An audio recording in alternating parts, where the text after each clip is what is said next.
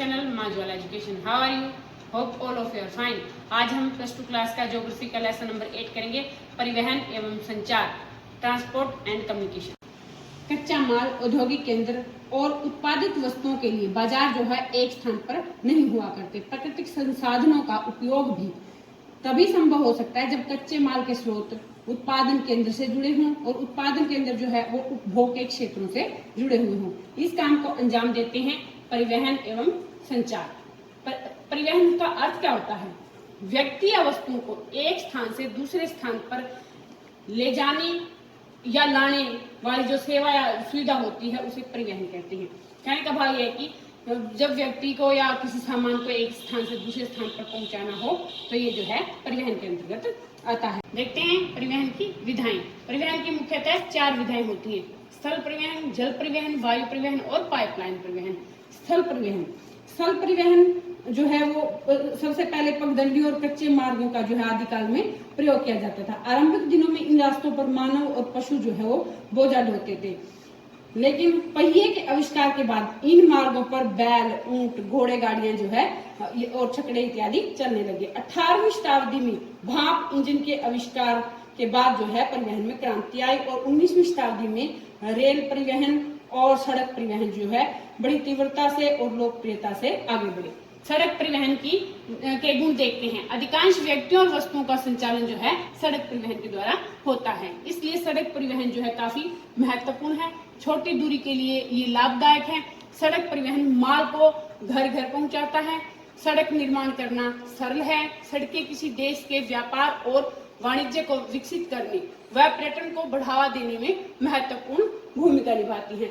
सड़क परिवहन जो है वो रेल, जहाज और वायु परिवहन का पूरक है, क्योंकि रेल, जहाज और जो विमान वगैरह है ना वो सभी सीमित स्थलों तक सवारी या माल को उतार सकते हैं, लेकिन सड़क परिवहन जो है उन्हें गांव, नगरों और बाजारों तक ले जाते हैं। इसके बाद आता है दुर्गम स्थल। दुर्गम क्षेत्रों में भी जो है अन्य साधन नहीं जा सकते, इसलिए सड़क परिवहन जो है सुविधा प्रदान करता है। कृषि और विकास के लिए भी सड़कों का योगदान बहुत ही सर्वोपरि है। गांव तक कृषि यंत्रों को, खाद को, बीज को, उर्वरक इत्यादि को पहुंचाना और कृषि उत्पादों को मंडियों तक ले जाना, ये जो है सब सड़कों द्वारा संभव होता है।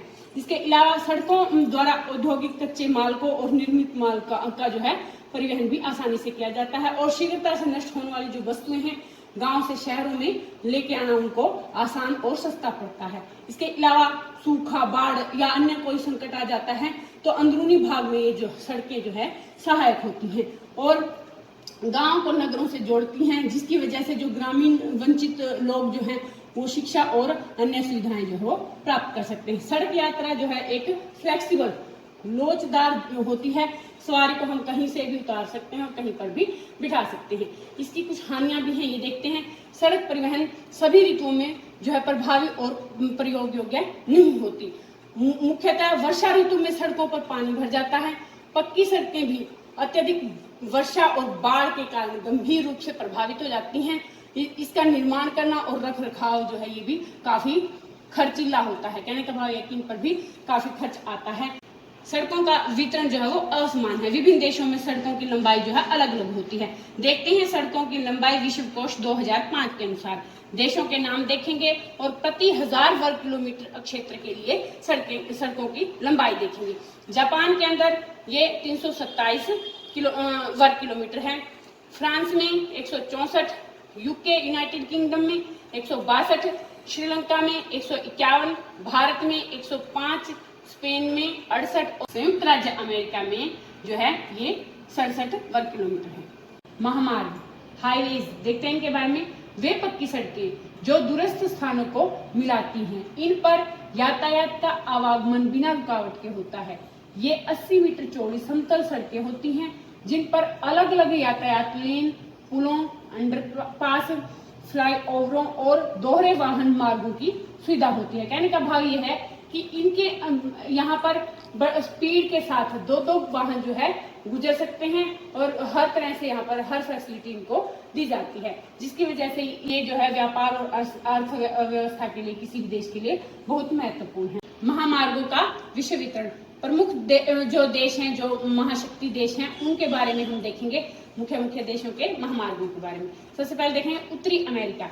इस महाद्वीप में महामार्गों का घनत्व सबसे ऊंचा है, सर्वोच्च है, अर्थात 0.65 किलोमीटर जो है प्रति वर्ग किलोमीटर के हिसाब से यहाँ पर महामार्ग निर्मित हैं। स्थान 20 किलोमीटर से ज्यादा दूर जो है महामार्गों से नहीं है। संयुक्त राज्य अमेरिका में 60 लाख किलोमीटर लंबे महामार्ग हैं। दूसरे नंबर पर देखेंगे यूरोप। यहाँ पर 20% विश्व की सड़कें, महामार्गों का जाल और 25% मोटर गाड़ियां पाई जाती हैं। भारत में 87 राष्ट्रीय राजमार्ग हैं जो 1,15,435 किलोमीटर लंबे हैं। NH 44 जो है वो देश का सबसे लंबा राष्ट्रीय राजमार्ग है। पहले इसका नाम NH 7 था, जो अब बदलकर NH 44 हो गया है, जो श्रीनगर को कन्याकुमारी तक जोड़ता है। इसकी लंबाई 3,745 किलोमीटर है। NH 47A जो है वो सबसे छोटा राजमार्ग है, जो 6 किलोमीटर का है। यह एर्नाकुलम को कोच्चि बंदरगाह से जोड़ता है। चौथे नंबर पर देखेंगे रूस। यूरोपीय रूस में औद्योगिक प्रदेशों की अधिकता होने के कारण यहाँ पर राजमार्ग अधिक हैं, जबकि एशियाई रूस में महामार्ग जो है कम विकसित हुए हैं। देखते हैं चीन के बारे में। चीन में भी महामार्गों का संघन जाल है जो क्रिस क्रॉस करते हुए गुजरते हैं। ये महामार्ग शांसो, संघाई, ग्वांगजाओ एवं बीजिंग को जोड़ते हैं। आगे देखते हैं ऑस्ट्रेलिया के बारे में। ऑस्ट्रेलिया, यहाँ राजमार्ग जो है वो तट के इलाकों में है, जो डार्विन, एलिस स्प्रिंग और टेनेंट क्रीक व मेलबोर्न को जोड़ते हैं। रेल मार्ग, रेलवेज, इनका जन्म यूरोप की औद्योगिक क्रांति की कोख से हुआ है। देखते हैं, पहला स्टीम इंजन सन 1779 में बना और पहली रेलगाड़ी जो है 1825 में उत्तरी इंग्लैंड के स्कोटन से डार्लिंगटन के बीच चलाई गई। रेल मार्गों का महत्व। आर्थिक विकास के सबसे शक्तिशाली कारक। रेलें जो है आर्थिक विकास में किसी भी देश की सबसे शक्तिशाली कारक के रूप में भूमिका निभाती है, क्योंकि यह व्यक्तियों और माल को भारी मात्रा में एक स्थान से दूसरे स्थान पर सस्ते में पहुंचा सकती है। दूसरे नंबर पर आता है अधिक भार क्षमता। ये बड़ी होने के कारण भारी मात्रा में जो है माल को उठाने की क्षमता रखती है। नंबर 3 पे आता है भारी और सस्ती वस्तुओं को दूर दूर तक ले जाना। सस्ता परिवहन साधन होने की वजह से इसके अंदर हम भारी और सस्ती वस्तुओं को एक स्थान से दूसरे स्थान पर काफी दूरी तक भी ले जा सकते हैं। चौथे नंबर पर आता है आंतरिक परिवहन का आधार। देश के अंदर आंतरिक रूप में परिवहन का भी मुख्य आधार है, क्योंकि एक देश के अंदर जितना रेल मार्ग जो है व्यस्त और बढ़िया होगा, उतना ही वहाँ की अर्थव्यवस्था जो है अच्छी होगी। नंबर 5 पे आता है सस्ता, सुविधाजनक और विस्तृत साधन है। रेल मार्ग जो है ना, रेलें जो है अपेक्षाकृत सभी साधनों से सस्ती हैं, सभी सुविधाएं इसके अंदर होती हैं और ये एक विस्तृत साधन है जिसके अंदर हम काफी संख्या में लोगों को या सामान को ले जा सकते हैं। विश्व वितरण, विश्व कोश 2005 के अनुसार देश प्रति 100 वर्ग किलोमीटर के क्षेत्र के लिए संयुक्त राज्य अमेरिका में 278.3, रूस में 160.8, भारत में 144.7, कनाडा में 93.5, जर्मनी में 90.8, चीन में 70.1, ऑस्ट्रेलिया में 40.0 और संयुक्त राष्ट्र में 37.9, फ्रांस में 34.5 और ब्राजील में 30.1। इस तरह से रेल मार्ग का जो है वितरण है विभिन्न देशों में। रेल मार्गों के विश्व वितरण को डिटेल से देखते हैं। यूरोप, यहाँ रेल मार्ग जो है 4,40,000 किलोमीटर लंबा है, जो दोहरे और बहुमार्गी होते हैं। बेल्जियम में रेल घनत्व विश्व में सर्वाधिक है। यहाँ पर प्रति 1 किलोमीटर पर 6.5 वर्ग किलोमीटर क्षेत्र जो है पाया जाता है। पश्चिम यूरोपीय देश जो है वो सर्वाधिक रेल घनत्वों को प्रदर्शित करते हैं। यह विकसित रेल व्यवस्था वहाँ के उच्च स्तरीय नगरीकरण और औद्योगिकरण के कारण है। लंदन, पेरिस, ब्रुसेल्स, मिलान, बर्लिन, वार्सा और हैम्बर्ग महत्वपूर्ण रेल केंद्र हैं। इंग्लैंड में स्थित यूरोटनल ग्रुप द्वारा प्रचलित जो सुरंग मार्ग है ना, वो लंदन को पेरिस से जोड़ता है। इसके बाद देखते हैं रूस।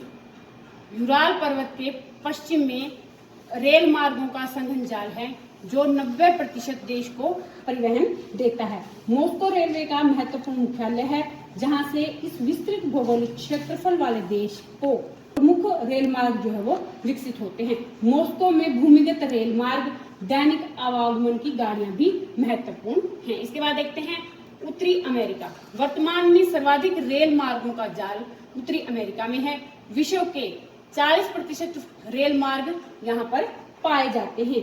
अनेक यूरोपीय देशों के विपरीत उत्तरी अमेरिका में रेल मार्गों का प्रयोग यात्री परिवहन की अपेक्षा स्थूल पदार्थों जैसे अयस्क, अनाज, इमारती लकड़ी, मशीनरी आदि लंबी दूरी तक परिवहन हेतु अधिक किया जाता है। इसका कारण ये है कि अधिकांश यात्री कारों और वायुयानों द्वारा यात्रा करने को वरीयता देते हैं। इसके बाद देखते हैं संयुक्त राज्य अमेरिका। यहाँ शिकागो विश्व का सबसे बड़ा रेलवे केंद्र है। ऑस्ट्रेलिया में 40,000 किलोमीटर लंबे रेल मार्ग हैं जिनका 1/4 न्यू साउथ वेल्स में पाया जाता है। ऑस्ट्रेलिया में एक ही महाद्वीप जो है पार्य रेल मार्ग है जो पश्चिमी छोर पर स्थित है और पर्थ को पूर्वी छोर पर स्थित सिडनी से जोड़ता है। एशिया, जापान, चीन, भारत में सर्वाधिक रेल मार्गों का घनत्व है। देखते हैं भारतीय रेल। एशिया का दूसरा सबसे बड़ा रेल नेटवर्क भारत के अंदर है जो 1,15,000 किलोमीटर लंबा है। इसका मुख्यालय नई दिल्ली में है।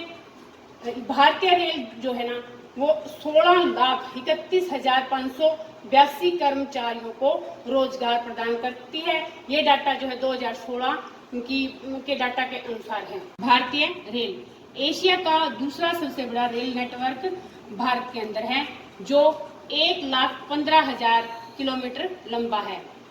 भारतीय रेल का मुख्यालय नई दिल्ली में है।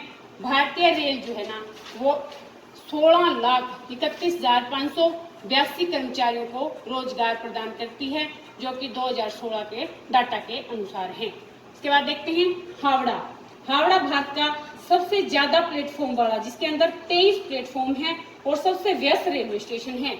गोरखपुर विश्व का सबसे लंबा प्लेटफॉर्म वाला रेलवे स्टेशन है और भारत का सबसे बड़ा रेलवे जंक्शन जो है वो मथुरा है जहां पर सबसे ज्यादा ट्रेन रूट है। कहने का भाव यह है कि जहां पर आने जाने वाली ट्रेनों का जो रूट है या रेलवे लाइन जो है वो सबसे अधिक है। ट्रांसकॉन्टिनेंटल रेलवे, जिन्हें महाद्वीप पार्य रेल मार्ग कहते हैं। देखते हैं इनके बारे में डिटेल से। सबसे पहले ट्रांस साइबेरियन रेल मार्ग जो सबसे इम्पोर्टेंट है, सबसे पहले आता है। यह 2 महासागरों और 2 महाद्वीपों को जोड़ने वाला संसार का सबसे लंबा रेल मार्ग है जो 1905 में बना। यह रूस का प्रमुख रेल मार्ग है। इसकी लंबाई 9,322 किलोमीटर है। यह एशिया का सबसे महत्वपूर्ण रेल मार्ग है। यह पश्चिमी सेंट पीटर से व्लादिवोस्टोक तक जाता है। यह दोहरे पथ वाला विद्युतीकृत रेल मार्ग है।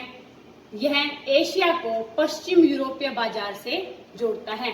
यह यूराल पर्वत और येनिसी नदी से होकर गुजरता है।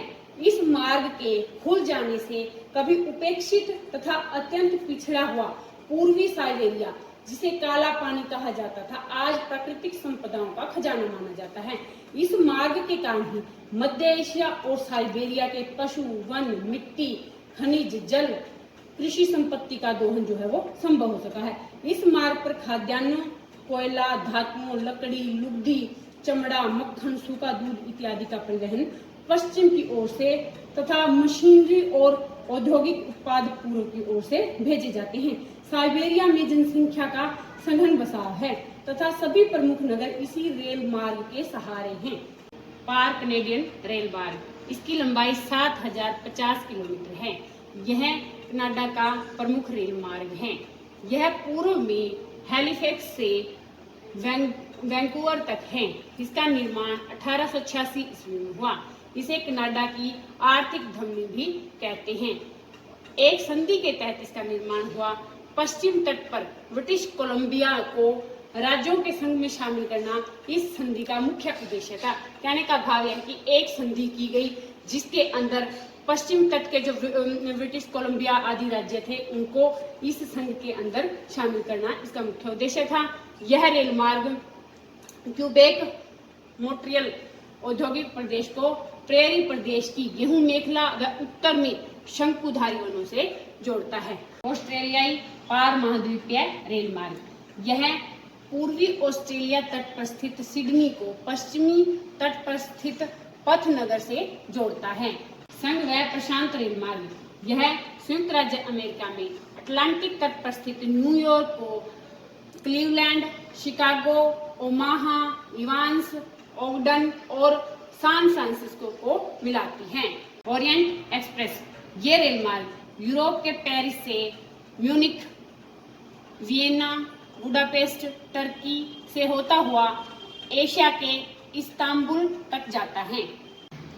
एशिया पार्य रेल मार्ग इस्तांबुल से थाईलैंड के बैंकॉक से ईरान, पाकिस्तान, भारत, बांग्लादेश और म्यांमार से होकर ये रेल मार्ग गुजरेगा, जो कि अभी निर्माणाधीन है।